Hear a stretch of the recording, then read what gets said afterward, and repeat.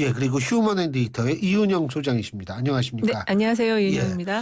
이 어, 하이닉스의 이제 선전 다른 데는 좀 많이 주식시장이 좀 안 좋은데 예. 선전하는 거와 관련해서 지금 이제 생성형 AI라고 얘기하셨는데 챗 GPT 예. 챗GPT. 뿐만 아니라 지금 이제 계속 이제 우리나라도 지금 네이버에서 그 생성형 AI 관련한 그 발표를 한다고 했거든요. 그래서 이 AI로 이제 위시되는 우리 사회 전반적인 그 과학기술 발전에 따른 수혜주라고 좀 볼 수 있을 것 같아요.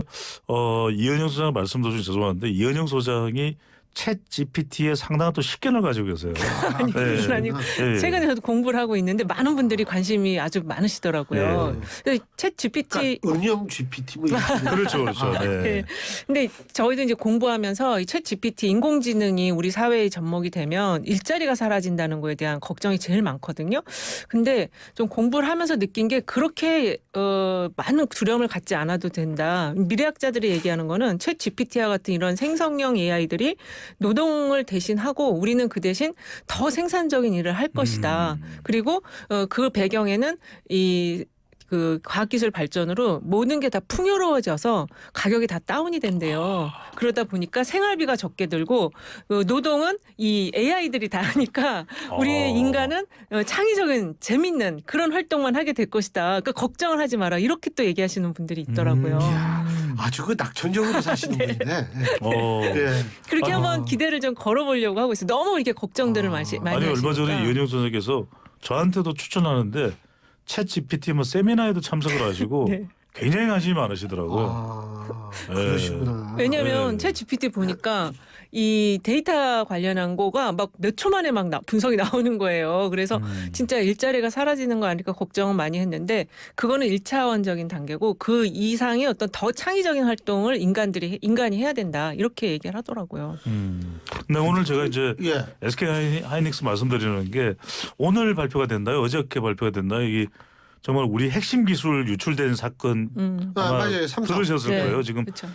삼성의 임원이었고 SK 하이닉스의 부사장까지 지냈던 최모 씨가 한때는 반도체 영웅으로까지 불렸던 사람인데 최고의 지금 전문가라고. 그렇죠. 이제 기술을 빼돌려서 중국 시안에 삼성 반도체 공장이 중국 시안에 있는데 예. 불과 1.5km 떨어진 곳에 짝퉁 공장을 지으려고 했다라는 거예요. 맞아요. 그것도 중국의 이 청두에 투자를 받아서 이제 지으려고 했던 것을 결국 불발이 됐던 게 뭐냐면 대만에서 투자 받으려고 했던 8조 원을 못 받았습니다. 그런데 여기에 전현직 이제 반도체 관련된 임원들 한 200여 명을 채용을 했었고 이들로부터 이제 그 계열사죠. 자매 계열사 부품 관련 회사로부터 이걸 통해 가지고 우회적으로 이제 삼성의 그 기술 문서를 빼돌려 가지고 짝퉁 공장을 짓고 시제품까지 만들었었다는 거예요. 그런데 이걸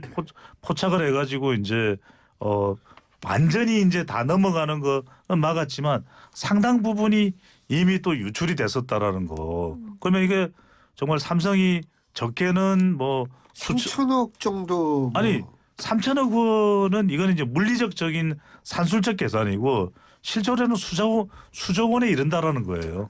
실제로는 파생 가치를 따지면 수조 원에 이르는 것이고 결과적으로 이제 대만에서 투자를 못 받았기 때문에 불발됐다는 것이기 때문에 저는 이게 우리 이 국회와 법원에서도 문제가 있는 겁니다. 왜냐하면은 관련 처벌에 대한 입법이 상당히 문제가 많습니다.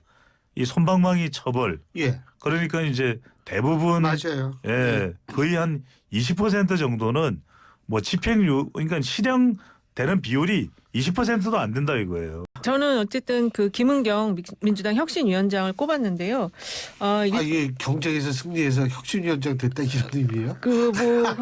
근데 지금 이제 이 김은경 혁신위원장이 어쨌든 이제 여성으로서 이 예. 굉장히 중차대한 과제를 맡았는데 이분이 이제 그 꼽힌 혁신위원장으로 내정된 이유가 탈계파, 그러니까 좀 계파색이 약하다.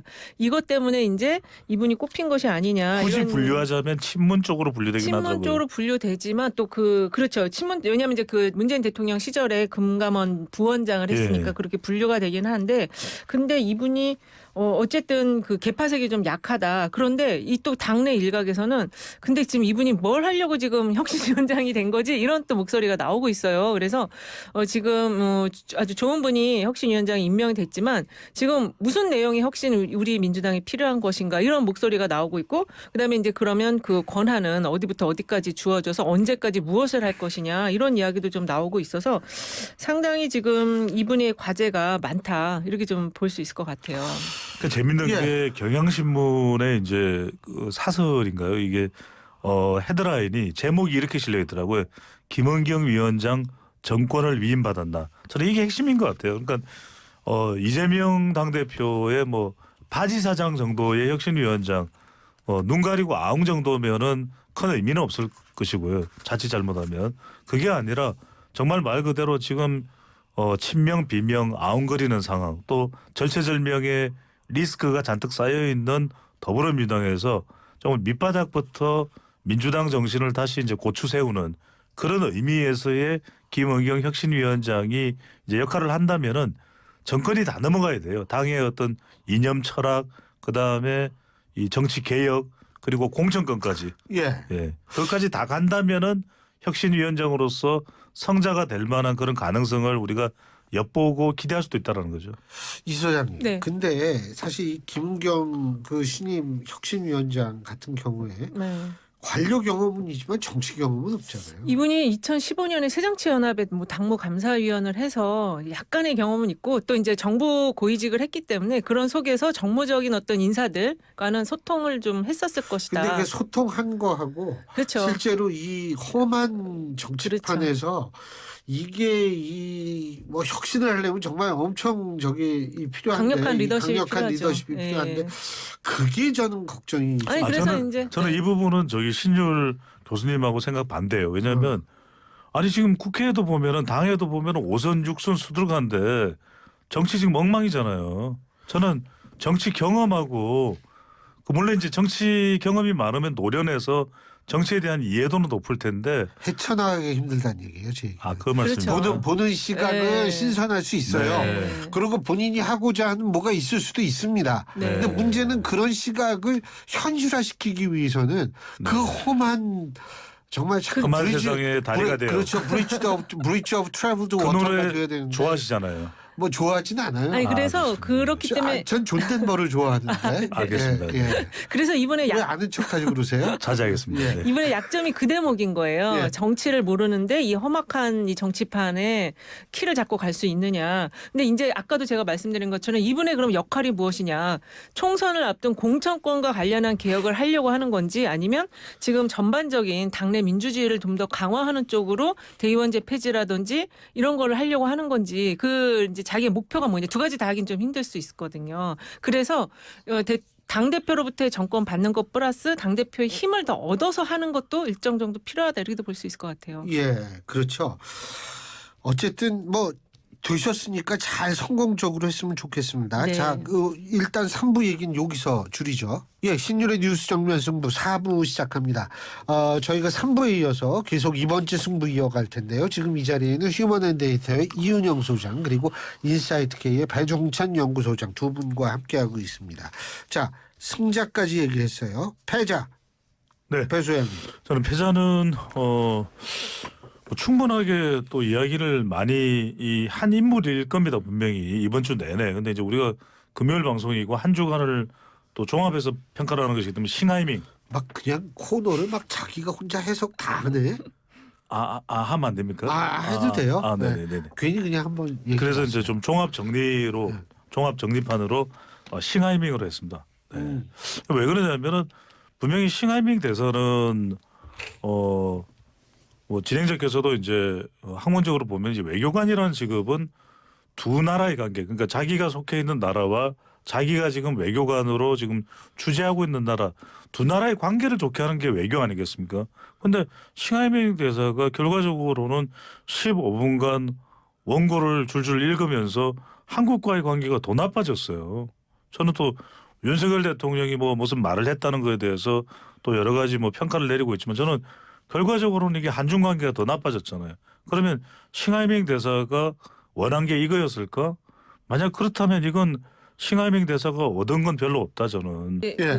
좀 외교가 알려진 거로는 거친 언사로 많이 알려져 있고 중국도 외교적 언사가 좀 약간 거친 면이 있잖아요. 근데 전랑 이제, 외교. 네, 이재명 대표가 아마 이게 이제 정치적인 경험이 많았다면 그 자리에서 뭔가 좀 반론을 펴던지 뭔가 얘기를 했을 텐데 일단 이제 좀 약간의 중앙 정치 경험이 적다 보니까 이제 그 부분을 그냥 듣는 형태로 갔던 것 같아요. 근데 지금 지적되고 있는 거는 대통령이 또 여기에 대해서 위안스카이 발언을 해갖고 국장급 대사에 대통령이 또 직격탄을 보낼 필요는 있느냐. 이게 더 악화되는 기로로 가는 거고 사실 외교가 항상 두 트랙으로 움직이잖아요. 강경한 입장 취할 땐 또 취하고 또 뒤에서 대화할 땐 대화해야 되는데 그렇죠. 지금은 이 대화 채널이 가동돼야 될 상황이 아닌가 그런 생각이 드는데 또 국민의힘 국회의원들이 또 안 갔어요. 중국을 초대를 했는데. 그래서 이게 지금 앞으로 어떻게 될 거냐 걱정이 많아요. 이 말씀 드리고 네. 싶습니다. 이제 윤석열 대통령이 나서서 위안스카이에 대해서 이야기하는 것도 별로 효과적이지는 않을 것 같아요. 왜냐하면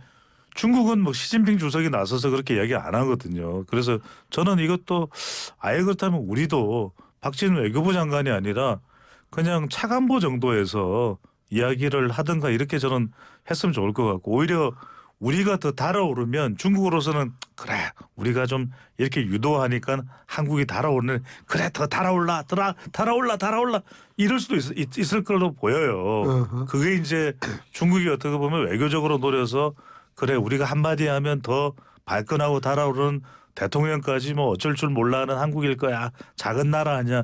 이러면 우리가 당하는 거잖아요. 근데 그리고 이제, 또 하나는 이제 예. 이것만 하나 더 말씀드리면 근데 저는 또 하나 이해가 안 되는 거는 이처럼 요즘 민감한 시기에 저는 민주당 의원들이 굳이 이 시기에 중국을 저는 왜 갔는지가 이해가 안 되는데 이제 이 취지는 이해가 돼요.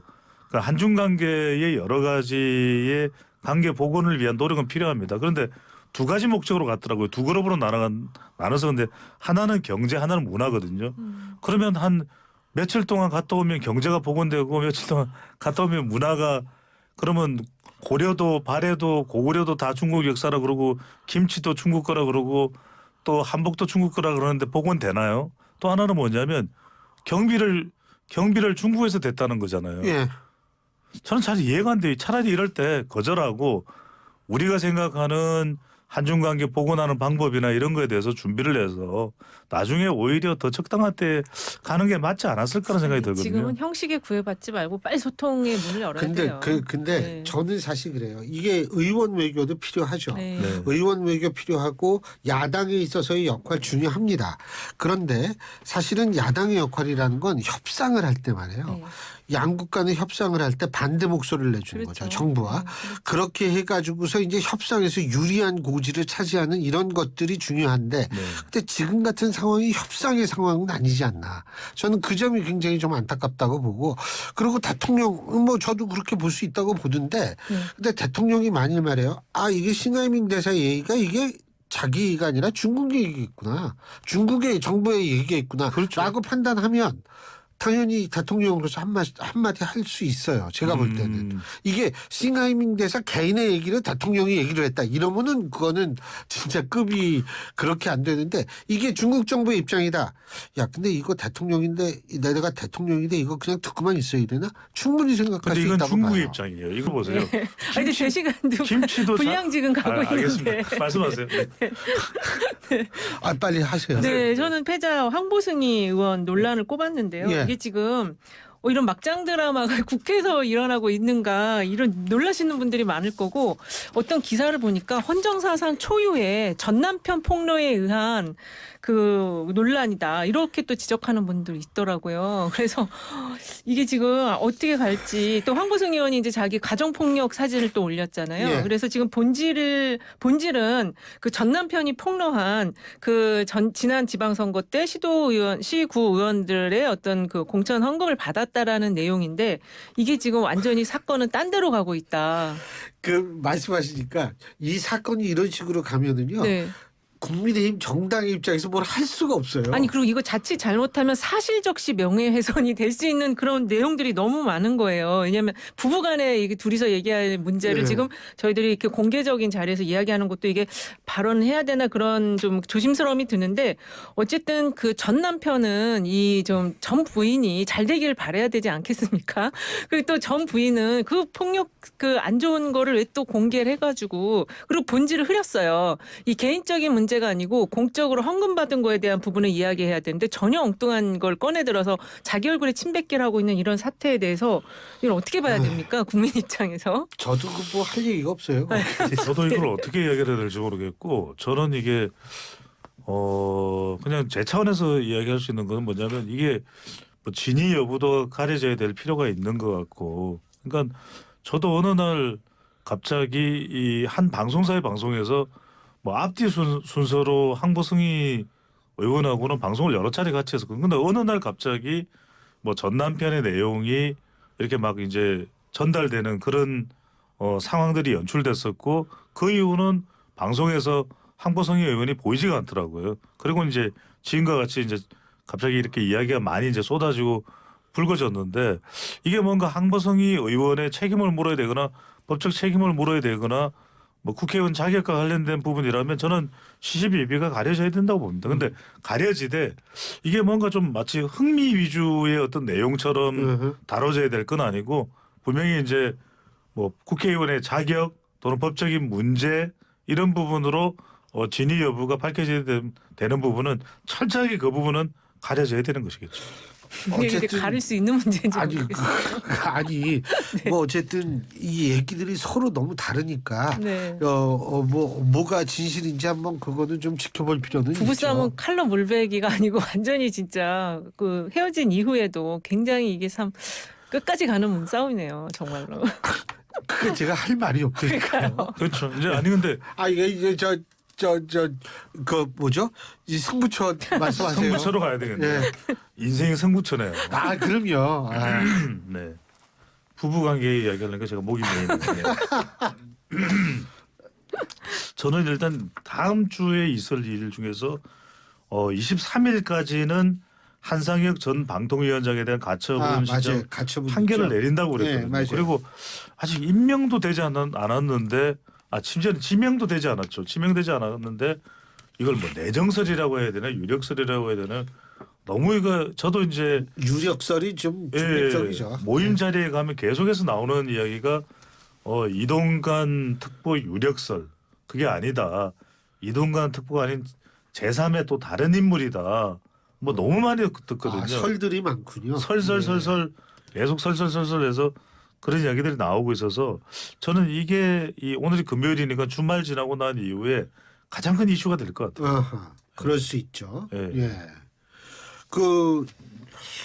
어쨌든 뭐 지금 사실 고민정 의원도 네. 의혹 제기도 하고 뭐 그러지 않았습니까? 그렇습니다. 이게 지금 일단 이동관 전 이제 방통위원장 내정자인데 아직 임명이 된 건 아니에요. 그런데 일단은 아들 학폭 문제로 지금 시끄러웠는데 어제부터는 이제 그 언론을 이제 뭔가 좀 이제 관리하기 위한 이동관 특보가 청와대에 그 홍보수석 시절에 무엇을 했는지 그 이제 문건들이 지금 나오고 있고 그리고 이제 그런 거에 대한 이야기들이 나오고 있어서 이분이 근데 그 언론관 자체가 공영방송 폐지론자에 가깝다 이런 얘기가 나오고 있더라고요. 그래서 이번에 그 분리징수 관련해도 시행령으로 일단은 이제 그 통과를 시켰는데 이런 게 다 이분이 지금 뒤에서 다 밑작업을 하고 있는 거 아니냐 이런 지적이 좀 나오고 있어요. 그래서 향후에 이제 지금 배 수장님이 그 방통위원장 가처분 판결하고 특보 임명 여부인데 이거는 결국은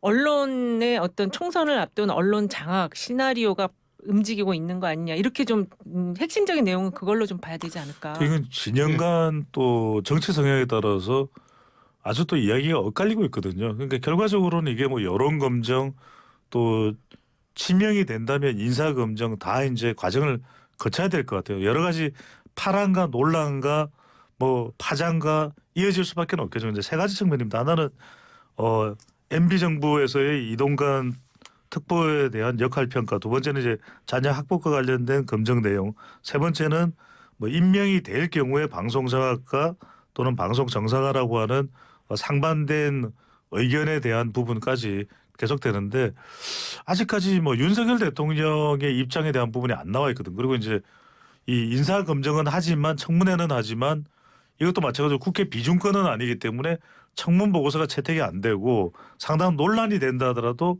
대통령이 임명 강행을 할 수가 있어요. 그래서 그렇죠. 어떤 이제 결과가 나오는지는 봐야 되겠죠. 근데 그 기류가 약간 변화된 게 일단은 외유 베트남하고 지금 외유 나가시잖아요. 그 후에 이제 순방. 네, 순방 후에 이제 이거 강행을 하겠다라는 식이어서 약간 타이밍 조절은 지금 있는 걸로 보여지고 있거든요. 그래서 어쨌든 이동관 특보가 방통위원장의 임명이 된다면 또 다른 파고가 파란이 일어날 것이다. 그게 지금 보세요. 네. 이거 일단은 한상혁 전 위원장의 문제가 해결되지 않는 상태에서 그렇죠. 자칫 임명을 했는데 가처분이 받아들여지면 그렇죠. 이거는 모양새가 아주 그렇죠. 복잡해진 말은 맞습니다. 모양새가 아주 이상해져요. 그럼 지지율 또 떨어져요. 그러니까 일단은 그 부분에 있어서는 기다려야 그렇죠. 된다라는 네. 생각을 할 수밖에 없어요. 예, 지금. 예. 지금 네. 이제 그렇고 뭐 50-50 아니겠어요? 가처분이 받아들여질지 그렇죠. 안 받아들여질지. 그렇죠. 저는 네. 50-50 정도 된다고 보는데. 그건 누구나 할 수 있는 얘기일 것 같은데 5대5. 죄송합니다. 기분 되게 나쁘네. 죄송합니다. 농담이에요, 농담. 근데 개편해도 돼요. 예. 맞아요. 날카로운 말씀을 하시네. 참. 우리 이 소장님은 승부처. 저 승부처 좀 약간 뜬금없는 이야기 같긴 한데 지금 국정원 인사 번복 파장이 이게 좀 관심이 좀 적을 수 있는 사안인데 이게 지난 22년 6월에도 국정원 1급 27명 전원 대기 발령 시킨 적이 있었어요. 그러고 나서 얼마 안 돼 갖고 또 한 100명 이상급을 또 전원 대기 발령 시켰는데 이번에 이거는 더 심각한 게 대통령이 제각까지 다 한 거를 지금 다시 지금 번복을 하고 있는 과정이 일어나고 있거든요. 그래서 현재 국정원의 1급 간부 7명에 대해서 보직 인사 번복을 시키고 그 안에 이제 이 내부에 한 명이 지금 뭐 투서를 넣어가지고 또 저 대통령실 인사 담당자가 또 이걸 또 조사를 하고 막 엄청 복잡하게 돌아가는데 이게 이제 원래 권력 그 조직들이 있잖아요. 군이라든지 국정원 이런 데는 인사 때는 항상 그 투서의 문제로 인해서 이제 좀 인사에 문제가 생겨요. 군이 투서가 많은 모양이에요. 군도 굉장히 많다고 들었거든요. 근데 지금 이 국정원은 이게 지금 이전에 있었던 그런 그 투서와 인사에 대한 어떤 그런 거에 도를 좀 넘어선 지금 그 일들이 일어나고 있다. 그래서 어쨌든 김기현 국정원장을 좀 사임시켜야 되는 거 아니냐. 그리고 이게 지금 그 공무원 조직이 이렇게 인사 가지고 이렇게 흔들리는 거는 여기뿐만 아니라 다른 데도 그러는 거 아니냐. 이런 대통령의 어떤 그 갖고 있는 권한 하나는 인사권인데 지금 이렇게 흔들리고 있으면 대통령이 앞으로 이게 통치가 가능하겠냐. 국정 운영에 어떤 강력한 리더십 발휘할 수 있겠냐. 걱정이 지금 되게 많아요. 저도 되게 궁금은 하더라고요. 이게 네. 계속 궁금합니다. 예. 이게 이전에도 이게 근데 이번에 생긴 사안은 아니에요. 이미 국정원 이 기조실장인가요? 조성준 기조실장. 예, 기조실장과 관련해서도 이미 본인이 이제 사퇴하는 일이 있었었거든요. 그래서 뭔가 이게 국정원 내부의 인사 관련해서 약간 좀 파행이 있어요. 그런 사안들이 있는데 정확하게 어떻게 진행되면 왜냐하면 다른 인사보다도 국정원 내부의 일은 굉장히 좀 이게 외부로 잘 알려지지 않고 알려질 있거든요. 수가 예, 없죠. 예. 그래서 저는 이 부분이 그래서 김규현 국정원장에 대한 리더십 부분도 거론되고 있고 외교부 출신이죠. 그래서 이제 이런 부분들도 굉장히 상당히 논란이 되고 있고 지금 이제 승부처로 선택한 이유도 그래서 이게 왜 무슨 일인지 대통령의 뭔가 관련된 부분이 국정원장과 마찰이 있는 건지 아니면은 국정원 내부에 서로 간에 알력이 있는 건지 이 부분은 어떻게든 정리가 돼야 되는 것이 아까 제가 말씀드렸는데 국정원의 중요한 기능 중에 하나가 이 우리 산업 국가 핵심 기술이 유출되는 것을 차단하는 그런 역할을 하는 것도 국정원 기능 그렇죠. 중에 하나입니다. 그런데 네. 자칫 이렇게 내부 인사 문제 때문에 제대로 국정원의 기능 자체가 차질을 빚을 수도 있는 것이거든요. 지금 흘러나오는 얘기 중에 하나는 국정원 내부 이제 그 공무원들이죠. 일종의 공무원들인데 그분들이 지금 뭐 좌파다 이런 이야기가 흘러나오면서 척결을 해야 된다. 그러니까 이념 논란으로 지금 이 인사가 왔다 갔다 하는 그런 상황으로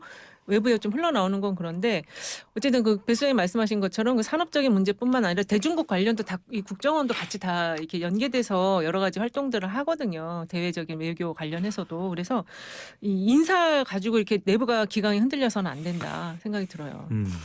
근데 이 사실 우리가 여기에 대해서 그 이유라든지 예. 뭐 어떻게 돌아가는지를 명확하게 알 수 수가 있는 없어요. 상황이 아니잖아요. 알 수가 그렇죠. 없어요. 그죠?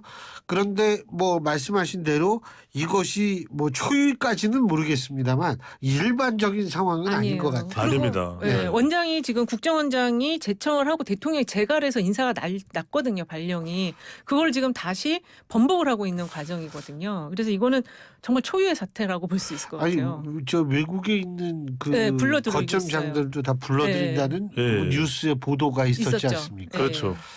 더군다나 이게 지금 아니 정부가 이제 출범한 지가 벌써 1년이 넘었지 1년이 않습니까? 넘었죠. 그런데도 아직까지 국정원 내부의 인사가 정리 안 된다라는 것은 굉장히 뭔가 곤란한 문제가 있다라는 것이죠. 네. 아니 그래서 이게 도대체 저도 이게 어떻게 돌아가고 어떻게 수습이 돼야 되지? 그러니까 이게 인사를 다시 하는 거 아니에요? 그렇죠. 그렇죠. 예. 네. 다시 하는 거죠. 그리고 네. 이 사람들은 대기 발령을 받았으니까 이제 보지 이제 옷을 벗어야 될 수도 있는 거거든요. 그럼 이분들이 나와서 또 가만히는 안 있죠. 발령을 받았는데 다시 옷을 벗어야 되는데 그 근거가 명확하면은 벗겠지만 그렇지 않을 거라고 다 느낄 거거든요. 그러니까 이게 지금 1급이에요, 1급. 그래서 상당히 심각하고 대통령이 재갈 그러면 왜 했을까? 그 전에 파악이 됐어야 되는데 그러면 결국 대통령실에서 이 내부 문제가 현황 파악이 안 됐다고 볼 수밖에 없는 거죠. 그런 측면 하간 저도 이거 보면서 이게 도대체 어떻게 돌아가는지 그런 것들에 대해서 좀 그러니까 이 김규현 원장 자체도 사실 지금 굉장히 곤란한 입장일 거예요. 곤란하죠. 그래서 네. 한때는 이제 짧게 정리를 하면은 김기현 원장의 이 위상과 신상에도 뭔가 변화가 오는 거 아니냐는 이야기가 있을 정도였거든요. 왜냐하면은 이런 건 사실은 원장이 좀 틀을 잡고 정리를 예. 내부에서 해야 되는데 그렇지 못하다라는 것은 뭐 원장을 통하지 않고 대통령실과 뭔가 소통하는 라인도 있지 않느냐. 그거보다는 이 내부의 권력 파워 게임이고 그러니까요. 윤핵관인 조상준 기조실장이 그만뒀잖아요. 그러니까요. 이 내부에 대통령실 입김도 들어가지 않는 내부의 파워 게임이 있다는 거예요. 지금까지 저희가 얘기한 건 일종의 다 소설이지만 추론이지만 추측이죠. 왜냐하면 국정원 내부를 알 수가 없으니까요. 네. 두 분의 추론은 오늘 여기까지만 듣겠습니다. 합리적 추론이죠. 예, 그럼요. 예, 두 분 말씀 잘 들었습니다. 고맙습니다. 네, 감사합니다. 고맙습니다.